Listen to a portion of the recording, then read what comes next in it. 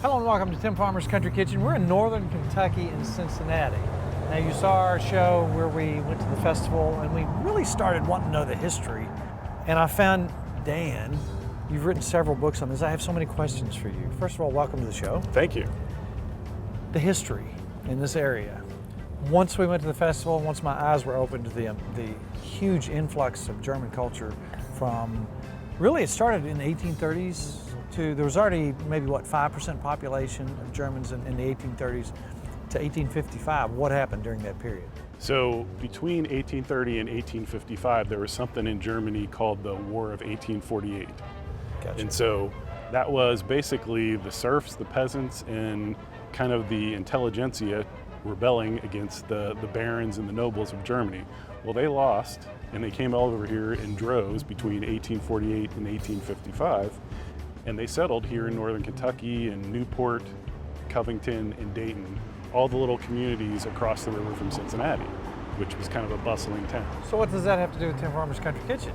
Well, once we did our last show, we just peeled one layer off the onion, and I started realizing how deep this culture was. We wanted to explore some restaurants around the area and some history. So we're going to talk a little bit of history, and then we'll come back and visit a place, and then back and forth, but so on and so forth. So all this German influx. Now, I love German culture, period. I love their food, their beer, everything about it. So how did that affect in this particular area? There was a lot of people didn't take too kindly to that.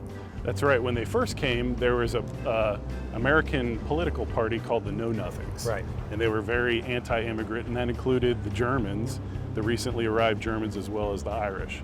But the Germans really came in droves here in northern Kentucky and Cincinnati, and in some statistics, about 75% of people living either on this side of the river in Kentucky or the other side of the river in Cincinnati can claim that German heritage. Right. So a lot of these were skilled craftsmen, artisans, and they didn't have any trouble finding work and creating shops, and many butchers, trained folks came in, and wasn't there kind of a triangle, and was Cincinnati that, tell us about the triangle. So the German triangle, Cincinnati, St. Louis, Milwaukee. Right. So that's really where the Germans came, and different periods of time and different types of Germans. So we were probably the earliest in Cincinnati because we were one of the first big cities west of the Alleghenies. So we had the early Germans, the northern and southern Germans, and then as kind of the eastern Germans came closer to World War I, they settled in Milwaukee and St. Louis. And so as they came, they brought their culinary traditions from the various regions.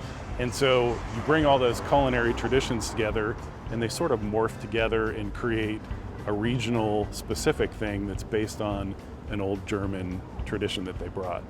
What's all this butchery going on in here, and the pork, and what did they used to call it? Yeah, so there's great stories about the sausages of Cincinnati and Geta and some of the other meat products that were based on, have German ancestors, but really became their own regionally when they hit Cincinnati. So Geta is a very interesting thing. It's basically what's called a grain sausage or a slaughter sausage. So it was made at the time that a pig was slaughtered. Back in Germany, you'd have a pig that was slaughtered in the fall, and the good cuts of meat would be divided and given to the baron. Of course, the Bauer, or the farm people, the serfs, they'd get the offcuts of meat. So they had to do something with it. They'd get a head, they'd get some organ meat, the hoofs, the trotters, and so they'd take that meat and they'd extend it with grains. And so what Geta is pork and beef mixed with what we call pinhead oatmeal, which is something native to the northern Kentucky region that was also made by a German immigrant. So this is really filling, and it really stretches it out, makes it last longer? Right. It's everything but the squeal in there, right? It is. It used to be. So nowadays we use, because we can, we use good cuts of meat. We use typically pork shoulder and good ground beef, onions, pinhead oatmeal, and every family has their own way to kind of spice it. So let's talk about, I think 1852. There was a market that was established that still stands today. Tell us about the beginnings up to now. So Cincinnati, northern Kentucky, almost every public square had its own market. we're lucky to have one of those historic markets, which is Findlay Market, over in the Rhine neighborhood of Cincinnati, which was traditionally the German neighborhood. It was kind of west of Liberty, which was where the city ended in about 1852. So all the German immigrants kind of congregated around that area around Findlay, and Findlay was just a cornucopia of butchers and bakers and sausage producers and people that made pickles and sauerkraut. Can you imagine the smells? Wouldn't you like to walk through there in 1852? Wouldn't that have been great? So all this was going on in an open air market and in storefronts as well? Right, and so really Findlay is the last kind of legacy of those markets that were dotted all throughout the cities here in northern Kentucky and in Cincinnati. And it's very much the way it used to be. It's all independent, small vendors that have a stall. There are some legacy butchers that have been there for 2 and 3 generations that are still doing these traditional sausages, mets and brats. All right, Findlay Market, 1852. Let's see what it looks like today.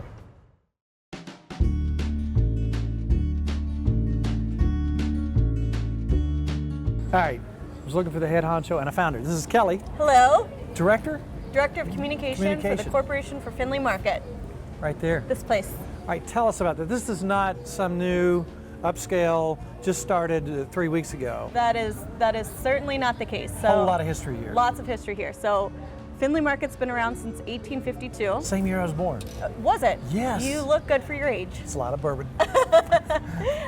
It is Ohio's oldest, longest running public market. So back in the 1800s, there were several markets around Cincinnati, all over Ohio, and this is the only one that is continuously running. So the German influences here are really heavy and cool. Yes. Who doesn't love German food? So you'll find that influence in a lot of our merchants here. So right behind you, right here, is Silverglades.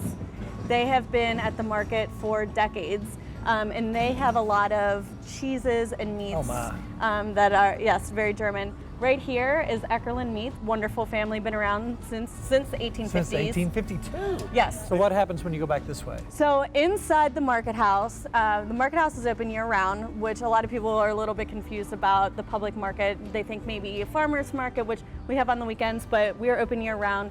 Inside, we have over 30 vendors, all individual businesses. But what we do inside and in the storefronts around here is we have about 2/3 grocers. So that means your meats, your raw meats, and your cheeses, your spices, but we also have some prepared food. And then some vendors are a little bit of both. So Grandma Debbie's Kitchen, she has a lot of the brats and sausages and those sorts of things, the sauerkrauts that what you else can do buy. you need? That's all the food groups That's right all there. you need. That's all you need, right? It's a beautiful place. It's a beautiful place with a lot of great food, but I would say also the diversity here. It is by far the most diverse place in the city of Cincinnati. But how in the world did I not know? If I don't know, then that means a lot of other people don't know. So what would you say to people who are maybe just an hour away to come on up here and cross the bridge? I would say we are more than just the farmers market that a lot of people think we are. We are home to 50 full-time merchants, all individually owned businesses. You are supporting the local economy, you are supporting local farmers. You get to interact with the person who's growing your food. Well, I think we need to get up and look around. I think so too. Thank you so much. No problem.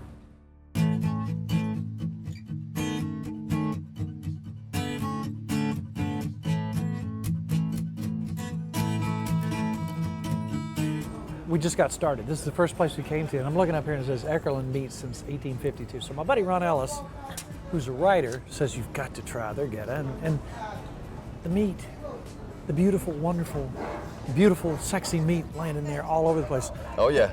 Tell us who you are. Josh Lillis with Eckerlin Meats. I'm 6th generation here. 6th generation. 6 generations, 1852. Tell us about the history of this. The Eckerlin family, my family had 3 slaughterhouses and about 5 butcher shops all through town. Then when 1852, they actually had a farm stand, and we had an initial, one of the stands there, but they didn't actually have the established date until 1854 for Findlay Market, because they wanted to be the first cast iron structure in the city. So yeah, our family has been down here since the very beginning. Wow. Yeah, 6th generation, like I said.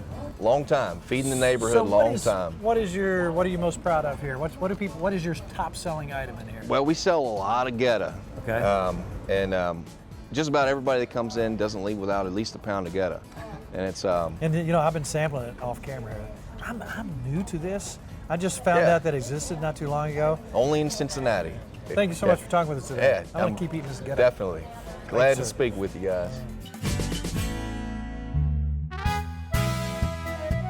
Okay, where are we, Steve? We are at the Over the Rhine Beer Garden here at historic Findlay Market in the heart of Over the Rhine, one of the biggest and best historic districts in the country. Yeah, and this neighborhood was built by Germans. It was so German, they joke when you cross the canal that you were crossing the Rhine River into a little Germany, so over the Rhine. 75% of the population of the city in the late 1800s was German immigrants or children of immigrants, and so they brought all their culture and customs and food There were with them. four or five newspapers that were in German print. At least, yeah, they taught German in the school. It was spoken in the streets. Business was done here, and so this literally was a little Germany right here in Ohio. Wow. All right, I was talking briefly to Kelly about some of the underground tours. What is that?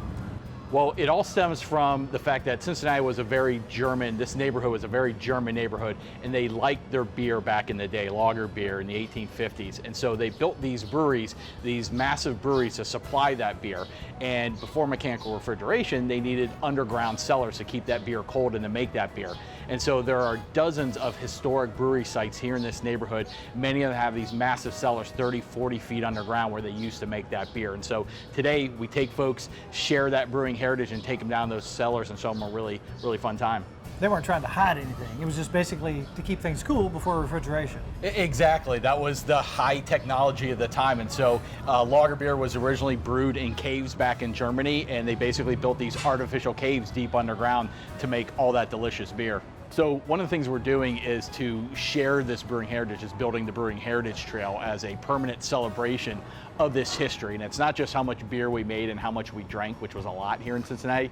It's telling really the story of Cincinnati and America through the lens of beer. So it's a story of immigration and food and culture and the Civil War and all these different things told through beer, and it's going to be a really fun, exciting thing. Have you kind of seen a revitalization and just in this area, and you start to see things looking better and people taking pride in some of this architecture? I mean, just look right over there. Yeah. Looks like they're starting to work on some of this stuff. They are. There's some big redevelopments happening. It's a neighborhood that was neglected for a very, very long time for a lot of reasons, big national reasons, local reasons. And in the last 5 to 10 to 15 years, we've really seen, again, a reappreciation of these assets that we have, the history, the culture, the buildings, the fact that it's already here. We're not building a whole new neighborhood somewhere on a cornfield somewhere. It's already here. It's already been paid for. And so all those things are coming together, and people are really appreciating the urban life and all this history down here. Thank you so much. Now, the unpleasantness of World War I and World War II, what effect did that have? It did have a lot of effect. Street names were changed that were German, so Bremen Street became Liberty Street, things like that. It happened here in northern Kentucky. They called sauerkraut Liberty Cabbage, and people really sort of stepped away from being German. A lot of my family included, instead of saying we were German, they said we were from Alsace-Lorraine because that was on the border of France. And so people didn't talk about German heritage until the 70s, when German Day was instituted and Oktoberfest came back into popularity, and we associated being German with being Bavarian. So the frivolous, polka dancing, beer drinking Germans of Bavaria. And so that really kind of allowed people to reclaim their German heritage. Well, and it's a sad thing, but anytime there's war, it destroys so much. But the people that came to this country loved this country. The German people that it was just unfortunate that people they can't look past certain things. To me, I love history, I love tradition. So where can you go now to get good German food? There's two of those. Over here in Kentucky, I would definitely go to Katarina's. Katarina's is run by a German family. It's like stepping into somebody's house. The family is there, it's two daughters, a mother and father, and they treat you like your family. They've got a great beer selection. They've got great German breakfasts on the weekends. it's just a phenomenal place to go and have a casual, authentic German dinner. What's another one? So across the river, Mecklenburg Gardens is the oldest continually operating German restaurant in Cincinnati. They've been around since about the Civil War. Louis Mecklenburg was a German immigrant who was a cook for the restaurant that had been there previously. He took it over, and it's been a German restaurant continually since then. Now, if you wanted some good rabbit, where would you go? So really the only place you can get rabbit around here is at Commonwealth Bistro in Covington. I think I might like to go there right now.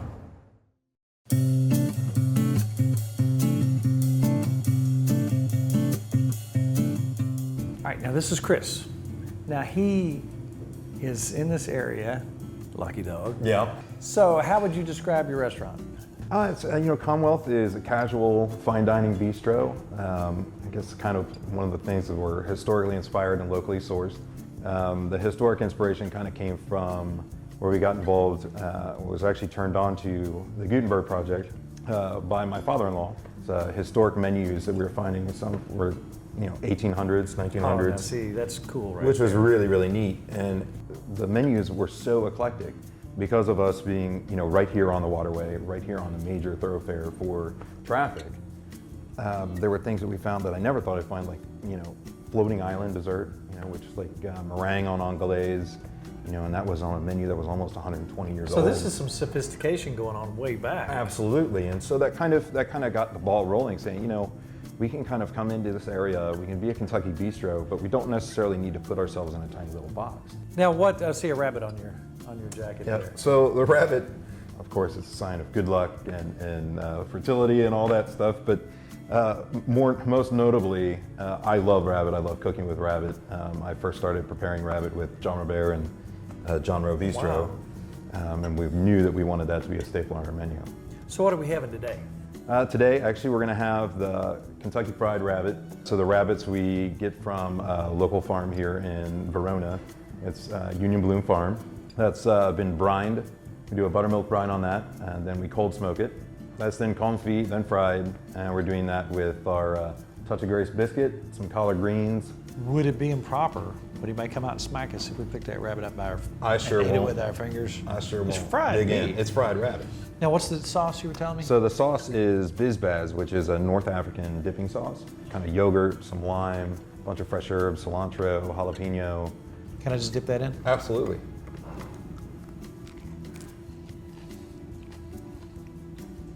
Is it my beard? It's not in your beard, you're not doing it right. Goodness. That might be some of the best rabbit I've ever had. And right Tell us here you what else have you the lamb belly bacon salad. I will get my fork out for that. That's good. That's done with beet pickled pearl onions, grapefruit, and a grapefruit mint dressing. So we actually cure and smoke the lamb belly in-house, just with some tender greens from Caratel's Farms. You're killing me. Pickled pearl onions, yeah, some fun stuff. Oh, wow. You're going to love that. It's got a little bit of the mosh, a little bit of radish shoots from Caratel's Farm. Fantastic. Wonderful. It's you can't get rabbit everywhere today. Well, we're happy to be a place you can get it. And for those folks, and I've heard stories about your chicken too. How do you get here? What's the address? So we're at 621 Main Street, Covington, Kentucky, 41011. That's what I'm talking about. Come on down and see us. Watch this. I'm going to go through this like a chainsaw. You can do it. I know it.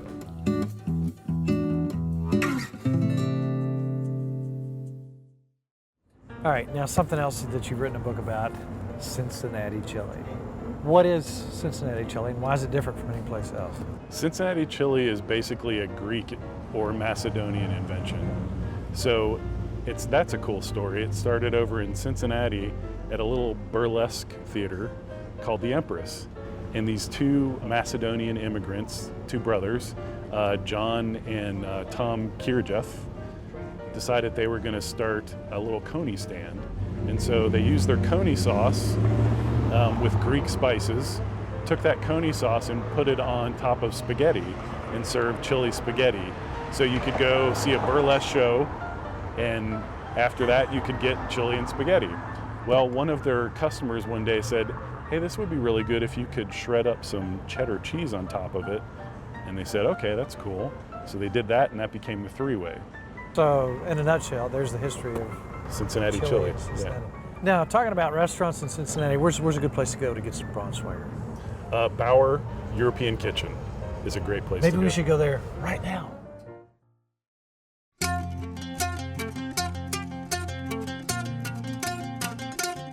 Let's talk about the fact that it's hard to find good German food Oh, impossible or here. European food, period. But Right. this is really what you do. Right. Why did you decide to go this route? First of all, tell us where we are, Okay. where it's located, Sure. and what you do here. So we are Bauer European Farm Kitchen, 435 Elm, Cincinnati, Ohio, obviously.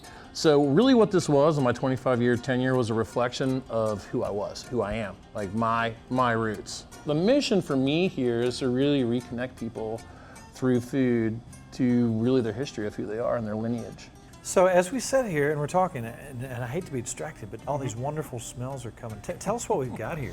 Well, one of my things is we love to make charcuterie, and we do lots of it here in-house. We are a very farm-to-table restaurant. We work with a local great distributor called Ohio Valley Food Connection, which puts us in hand with basically everybody. So this is a definite reflection of what's seasonal right now. All the pickles we do here in-house, and we love doing pickles. I'm a nut for pickles, I right? love pickles. From pickled green tomatoes, right, to pickled green beans, pickled summer squash. We've got some speck here, which is basically, we'll say, like smoked prosciutto. That comes from a region very close to Germany and Italy, so it's kind of right in that realm. This is a brand new cheese we got from a local called Edmar Dairy, and this is like their version of a nice aged cheddar. We do a honey jam made from Carriage House Farm honey.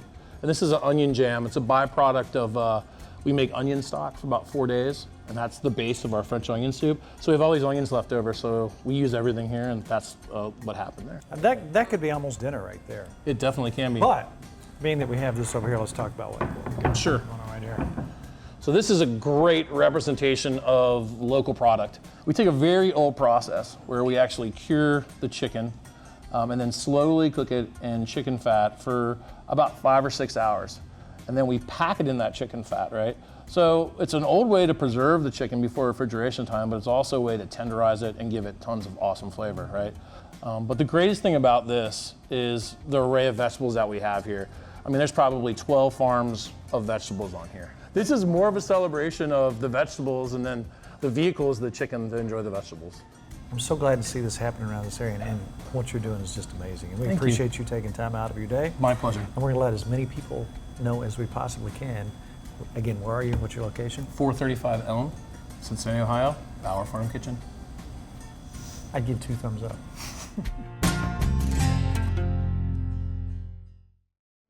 Now this is a good time to tell you about our Facebook page. If you have not joined our Facebook page, all you gotta do is hit like. Also, if you want to look at some recipes, timfarmerscountrykitchen.com. We have recipes, how-tos, all sorts of stuff there. We're in Northern Kentucky, Cincinnati, beautiful, foodie, historic. It's all about good times, good friends, and good eats. And thanks for telling us some history about Thank you. this wonderful area.